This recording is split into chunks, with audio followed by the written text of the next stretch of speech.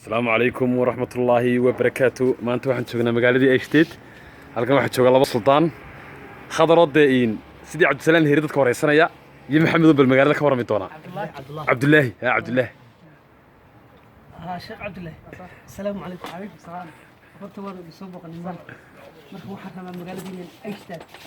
قلنا نروح باشر هذا نقص يسوي مقالة أنت نشرمل كتشوفني آد نوقع شيء بيسي وماركتي qaabka u dhisan tahay iyo sida ay tahay una maleynaya inay tahay magaalooyinka ugu da'da waaweyn ee jiraan sax dalka waana nooga soo horreysay meeshana waa degantihiin barwarbixin naga siibo bismillah magaalada horta waxa la yiraahdaa Eichstatt waa magaalo horta taariikhiya sida uu sheegtay oo 800 oo sano in ku dhow jirtay sax waana magaalooyinka dalxiiska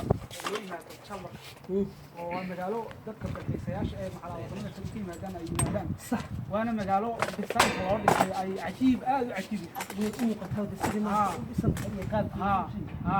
inta kale waxaan maleynayaa in wad fuulooyinkan aan ka dhaxgal adag ku haysta hadalkay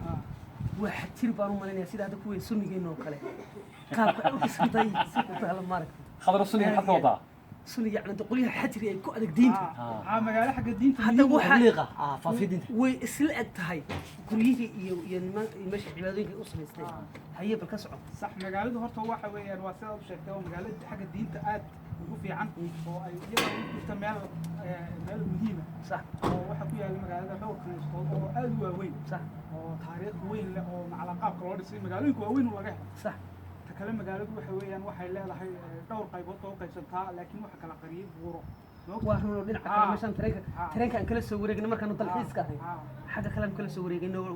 labada dhinac oo marka magaaladu waxa weeyaan dad ajnabiina way degan oo Soomaaliga kamid ah Carab baa kamid ah magaalada xagga waxbarashada jaamacado badan baa ku yaala iskoolo badan baa ku yaala maxay hadeen